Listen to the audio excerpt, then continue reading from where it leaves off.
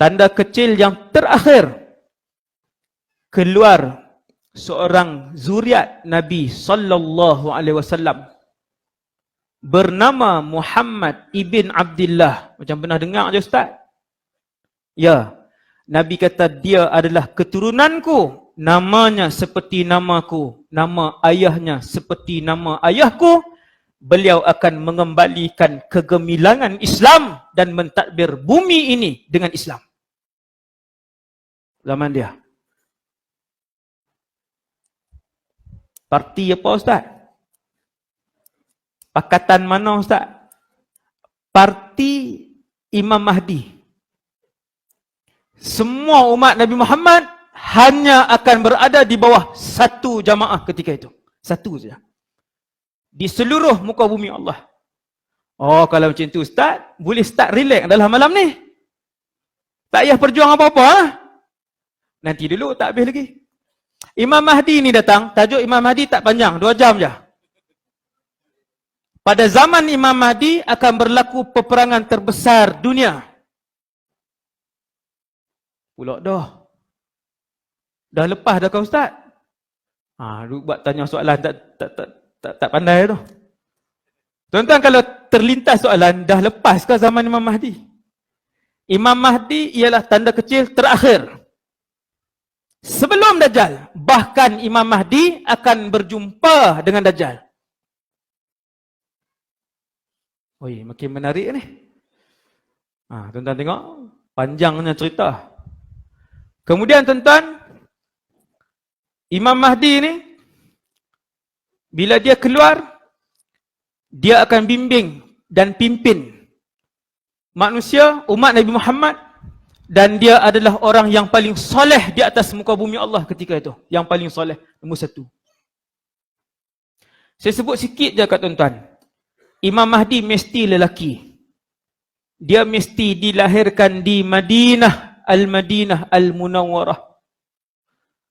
Kalau orang Jelebu mengaku Imam Mahdi, boleh angkat masuk dalam kolah. Confirm tak betul. Tuan-tuan, saya pernah jumpa sepanjang tour saya tentang akhir zaman ni. Berapa banyak Imam Mahdi yang saya jumpa. Termasuk waktu saya accident tahun lepas, grup Imam Mahdi datang melawat saya. Ramai. Wakil lah, wakil-wakil tertinggi, pimpinan tertinggi Imam Mahdi. 5 orang, 6 orang. Datang. Subhanallah, saya kata, ya Allah. Berani dia main mengaku depan saya. Dahlah saya yang ceramah tajuk Imam Mahdi. Saya kata hang orang satu negeri di pantai timur, mai pada pantai timur. Saya kata hang orang sekian, macam mana boleh mengaku Imam Mahdi mesti lahir di Madinah. Hadis sahih. Tak boleh tipu tuan. Jadi Imam Mahdi tak boleh tipu. Yang lebih parah lagi, sepanjang saya duduk tour ni, yang mai mengaku kat saya 2 orang wakil, bukan wakil. Imam Mahdi betul, 2 perempuan. Yang tu lagi parah. Perempuan terus. Bila dia cakap, dia pegang tangan ni, bercakap, seorang lelaki akan bercakap. Betul-betul tuan-tuan. Seorang lelaki bercakap, berdua macam ni. Mesti setentunya ustaz tidak percayakan saya. Dia cakap. Lepas tu dia lepas, dia cakap perempuan balik. Dia kata, ustaz, itulah Imam Mahdi yang duduk dalam diri saya. Tuan-tuan tahu siapa yang duduk tu? Ifrit. Saya dah jumpa banyak dah. Yang tu Ifrit. Ifrit ni dia mahir. Dia boleh masuk keluar, dia boleh. Nak dengar cerita tu? Banyak. Tajuk banyak. Ifrit di akhir zaman ini sangat bekerja keras. Sebab kesemua Ifrit dan syaitan akan tunduk dan bekerja di bawah Dajjal. Laknatullah alaihim. Tuan-tuan bayang, kesemua Ifrit dan syaitan, kesemua sekali menjadi tentera Dajjal. Sebab tu, bila Imam Mahdi lahir, Imam Mahdi akan dilahirkan oleh ibu dan ayah. Biasa. Membesar, kanak-kanak, apa semua, masuk sekolah, ambil IPSR, contohlah, PT3, membesar. Kemudian, dia akan dibai'ah ketika usianya 30-an. Kalau 74 mengaku bai'ah, hak tu pun boleh buh dalam kuala juga. Dia mesti pemuda, lelaki, lahir di Madinah, keturunan ibunya mesti daripada susur galur keluarga Rasulullah, dan keturunan ayahnya juga mesti susur galur Rasulullah SAW.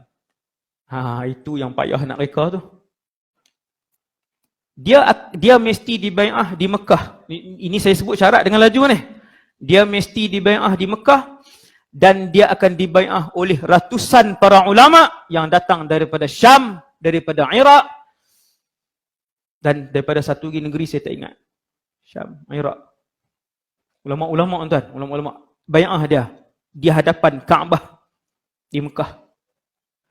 Habis dia dibai'ah, dia pun mula menghimpunkan pasukan dia, penyokong dia yang membai'ah dia. Nabi sebut, apabila kalian mendengar Mahdi ini dibai'ah, maka pergilah kepadanya. Hadis ni sahih. Walau habwan ala salji, Nabi kata walaupun terpaksa merangkak di dalam salji. Pergi, Nabi kata, pergi. Yang ni salah satu daripada berita gembira untuk umat Nabi Muhammad yang hidup tahun 2019. Apa dia tuan-tuan? Lelaki dan perempuan, mereka masih berpeluang untuk mati syahid fi sabilillah. Ada lagi peperangan Ustaz? Ni yang saya duk cerita pada tadi ni. Mereka masih lagi ada ruang, saya dan kita semua, untuk mati syahid fi sabilillah. Tuan-tuan tahu, syahid ini kematiannya tidak dirasa kesakitan mati ataupun dibuang oleh Allah kesakitan mati, tak sakit. Orang yang mati syahid tidak merasakan kesakitan mati. Itu tajuk kelebihan syuhada. Tajuk ceramah tu tuan-tuan, saya sebut tu, tajuk ceramah kelebihan para syuhada. Antara kelebihan syuhada, saya sebut dua aja, trailer aja. Antara kelebihan syuhada, bila dia meninggal, syuhada, bila dia mati syahid, tak rasa sakit, roh dia terus dibawa ke dalam syurga. Orang lain ke mana roh hari ini sekarang? Sekarang ni tuan-tuan, sekarang ini sampai malam ini, semua yang telah mati, kalaupun dia orang baik, mati husnul khatimah, orang-orang saleh, roh mereka belum menjejakkan kaki dalam syurga, mereka di alam barzakh, taman syurga, tempat lain. Kecuali orang yang mati syahid, roh mereka akan diletakkan oleh Allah di dalam badan perut, di dalam badan burung-burung yang berwarna hijau.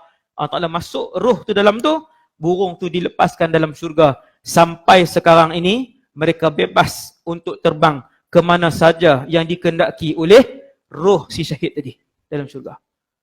Minum tak boleh lagi. Air syurga, sungai syurga, banglo-banglo, istana-istana tu tak boleh masuk lagi. Bidadari pun tak boleh mengorak lagi. Baru masuk ronda. Tak puas hati lagi masuk ronda. Syahid sahaja, syuhada sahaja.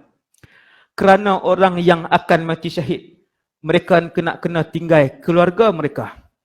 Mereka nak kena tinggal kereta besar mereka 2 biji. Mereka nak tinggal rumah besar mereka. Mereka terpaksa tinggal KWSP 200,000 mereka. Mereka korbankan isteri dan anak-anak tinggal di rumah. Sanggupkah? Cuba timbang dengan iman malam ni tuan. Minggu depan Imam Mahdi dibai'ah di Makkah. Dengan iman malam ni, berapa orang yang pergi? Subhanallah. Tuan-tuan, apa yang main kat fikiran kita? Siapa nak hantar anak Ustaz? Soalan. Siapa nak hantar anak ke sekolah Ustaz?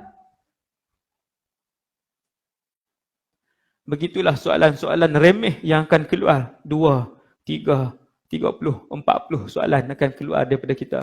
Dan tak ada siapa yang pergi. Tuan-tuan yang dirahmati Allah, Imam Mahdi pun bawa tentera. Saya cepatkan. Bawa tentera ke Syam. Syam ni Syria Palestin yang paling masyhur. Menjadikan Syam sebagai pusat pemerintahan Islam. Pusat pemerintahan. Ibu negara umat Islam yang baru satu hari nanti. Hari ni ya orang Islam nak semayang dalam Masjid Al-Aqsa tak boleh. Tunggu sikit lagi dah. Berapa tahun wallahu alam. Saya tunggu sikit lagi tu bukan contoh dengan kod 3 tahun lah. Hak rakam lagi ambil yang tu saja. InsyaAllah Ustaz Wadi kata 3 tahun saja lagi. Jam.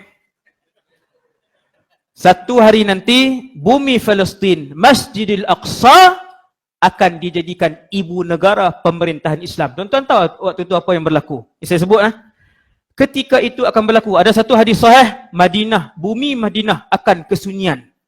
Sehingga ada anjing yang akan melintas di luar Masjid An-Nabawi. Orang hari ini 2019 yang pernah pergi umrah, takkan kot Ustaz. Masjid Nabawi ni setiap hari lebih 500,000 orang masuk semayang setiap hari, setiap waktu solat. Tuan-tuan, kharabul Madinah, Madinah akan kesunyian dan ditinggalkan. Kenapa Madinah ditinggalkan? Bukan tidak menghormati Rasulullah, tetapi pada zaman itu orang Islam sibuk dengan pusat pemerintahan baru. Orang Islam sibuk dengan pentadbiran baru. Orang Islam sibuk dengan jajahan dan kawasan baru, iaitu Palestin dan juga Syria. Sehingga tak ramai di bumi Madinah. Sunyi Madinah nanti. Madinah akan sunyi. Madinah akan sunyi. Semua sibuk di mana? Di sana. Semua akan sibuk di sana. Waktu tu Dajjal belum keluar. Ini saya nak cerita ni. Imam Mahdi himpunkan tentera, perang. Perang dengan siapa Ustaz? Belum lagi dengan Dajjal. Ketika itu umat Islam akan bergabung dengan satu pihak. Pihak tu pihak mana? Wallahu a'lam. Mereka bukan Islam. Bergabung. Berperang dengan satu musuh besar. Berperang, menang. Umat Islam ketika tu berpakat dengan satu kumpulan besar bukan Islam. Boleh. Waktu tu yang ulama ketika itu Imam Mahdi. Muhammad ibn Abdullah. Dia alim, dia soleh. Sangat alim. Waktu tu dia tak ada dah nak khilaf. Ni ketua dah. Habis perang, tuan-tuan, bagi saya itulah perang dunia ketiga.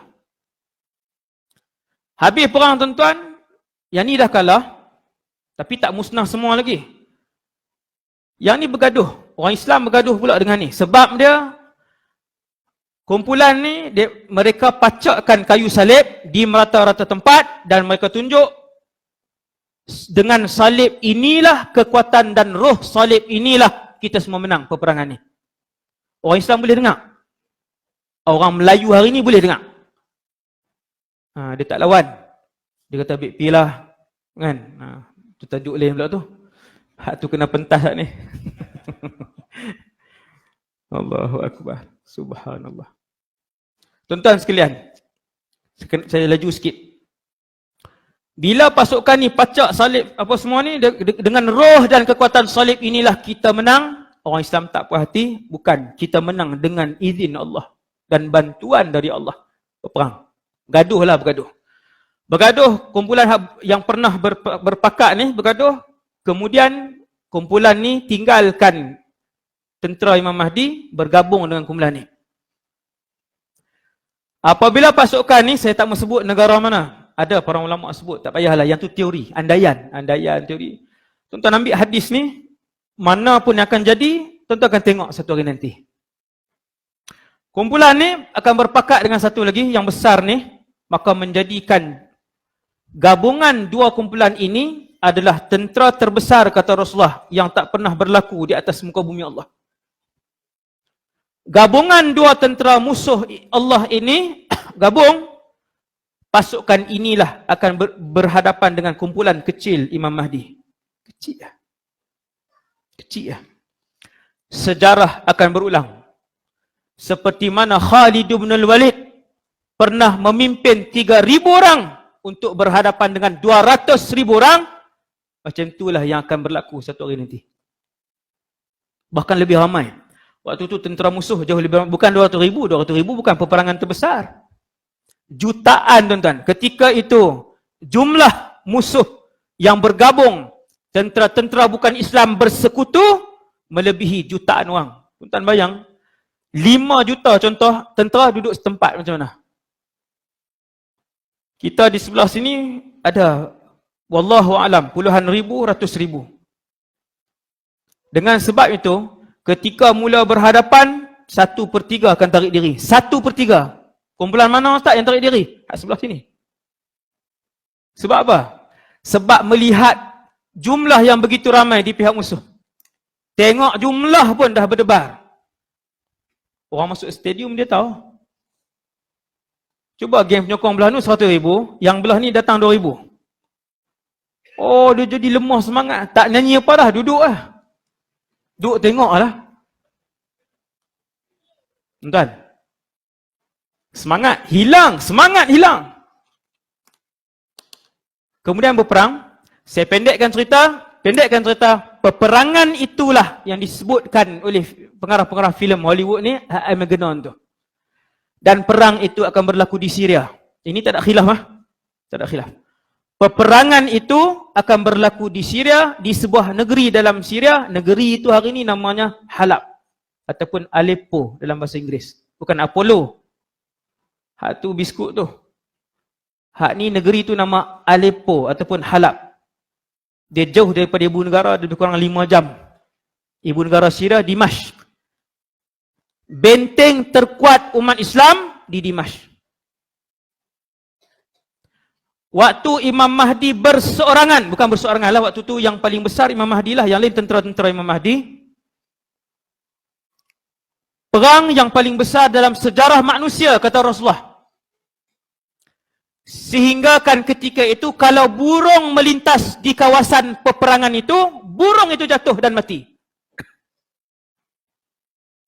Tuan-tuan, burung, perang berlaku, musuh di sana, Islam di sini, berlaku perang, burung lintas, mati burung tu.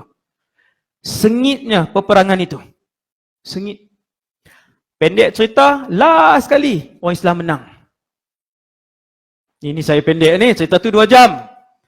Di Syria, tuan. Subhanallah, di Syria. 1/3 tarik diri. Tuan-tuan ni, yang duduk dalam peperangan itulah umat Nabi Muhammad akhir zaman ni, yang akan mati syahid.